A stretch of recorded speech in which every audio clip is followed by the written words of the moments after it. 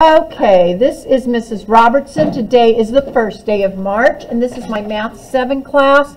Today we are going to learn about misleading graphs and statistics, page 813. This is located Chapter 10, Lesson 3. Chapter 10, Lesson 3, on page 813. It says, the Stanley Cup is awarded annually to the champion team in the National Hockey League. The graph shows the total number of points scored in Stanley Cup playoff games by 3 players during their career. We have Gretzky, Messier, I'm not sure, and Curry.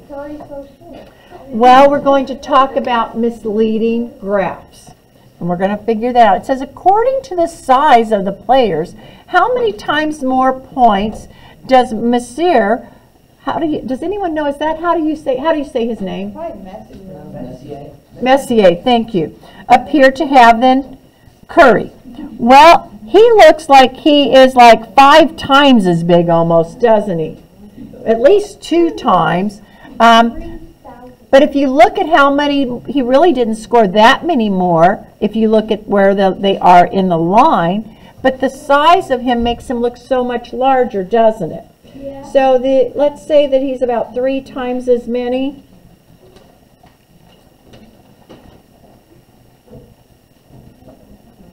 He does. He looks like it takes 3 of him to make one of those. Do you think this is representative of the player's number of points? Well, we've already said that. It is not. No. The graph is misleading. Let's write this down.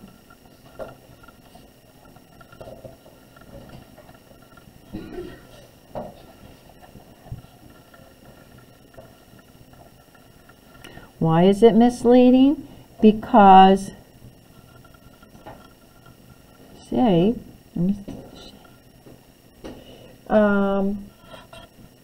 has only 50 more points.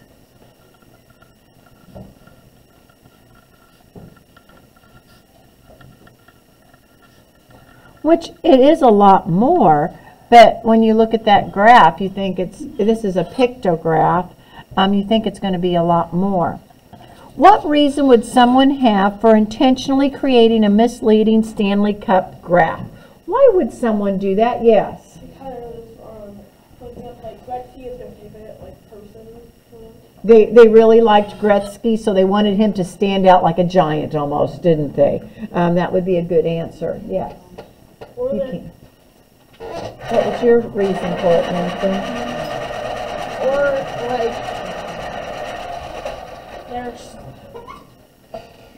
they're getting sponsored by. Oh, a sponsorship. That's right. And that would be a good one. It could be a sponsorship for Gretzky. That could make him look like he's over. Hey, right. So people want to buy his stuff. And it's just your favorite player. Could be one. Could be his favorite player. What's another one? They want to over-exaggerate, so someone say they slightly see it, they actually look at it because there's so much bigger. Right. That is true too. It'll catch the eye. Yes, it will catch your eye, and it's like, oh yeah, yes. Can I use a shoe? No, not until we're done with these notes. Okay, let's go on to page 814. Identifying a misleading graph. Graphs let readers analyze data easily, but are sometimes made to influence conclusions by misrepresenting the data. Explain how the graphs differ. Okay, spring dance tickets. Now kids, they still have the same 4, 4, 5, but how are they different? Gavin. They're different because how much the price increase over the years. Right, they just changed the interval for the price. Instead of going by 4s, they are going by 2s. And that makes this look taller, doesn't it? So if you wanted to show how much your spring tickets had, you sold more spring tickets in 10, you know, it's like, oh, or the price of them, it just looks more drastic here than it does there. It's like, oh, the prices went up more. Here you say it went up the same amount, but it just looks like it went up more here. Yes? So what they could be doing is, for the left one, they could be trying to mislead the people viewing it to think that it hasn't even gone up that much. That's right. They don't want it to, it's like, oh, it didn't go up that much. But whenever you went by 2s, it's like, oh, it did go up quite a bit. But here it doesn't look like it's that much. That's true. Now let's go down to the bottom. Before we do so, changing scales. To emphasize a change over time, reduce the scale interval on the vertical axis. So you can reduce it or increase it, either way, depending on what you want them to do or think. All right, and that makes a difference. It makes a different looking visual when you do that, as you can tell between these two. Now let's look at this one, graph A and graph B. The line graphs show monthly profits of a company from October to March. Which graph suggests that the business is extremely profitable? Which one makes it look like it's Lacey? Graph A, it looks, woo, it really went up. Is this a valid conclusion? Would you say it's a valid conclusion, kids? It's telling more exact Well, both graphs show a profit, but in graph A, the increase in profits is exaggerated because what did they do to the intervals over here? They started to make it go up by 100. Yeah, here it starts by 500, then 15,000, but then look here. Instead of going by 500s, what did they do in graph A? They went by 100, so this really wouldn't be a valid one because the intervals are not equal. Do you see that? The intervals changed, but it sure makes it look like it was very profitable, correct? Okay, let's go on to page 815.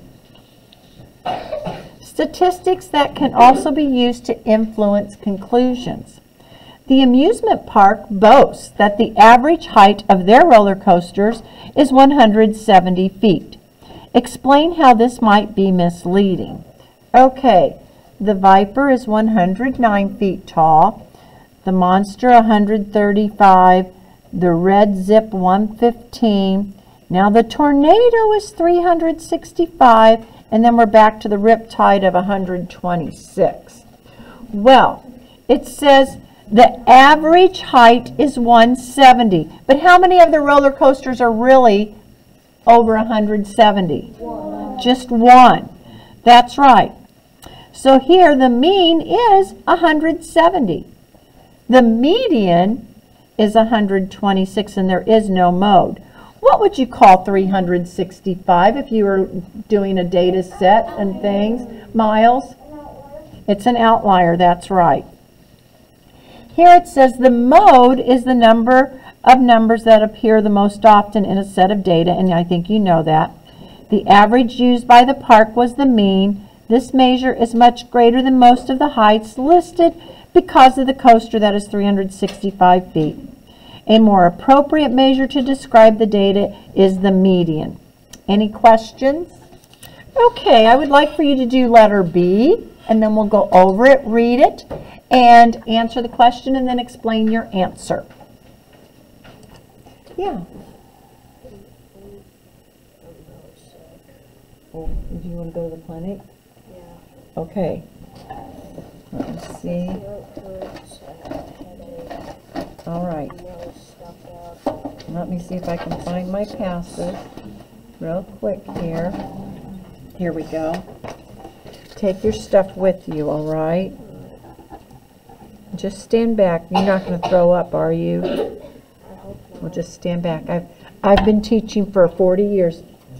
Well, no one's ever thrown up on me yet, so I just want to make sure.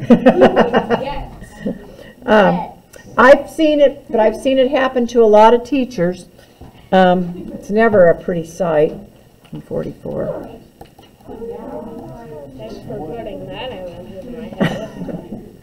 You're not going to. Math 2 clinic. Okay. Here you go. You're welcome. All right. Now, what are we going to do? Me 2 passes. Oh, thank you. You could have written a fake one out. Okay, so what do I want you to do for homework? This is what it's going to be. You're going to do page 817 all. Then we're going to turn the page.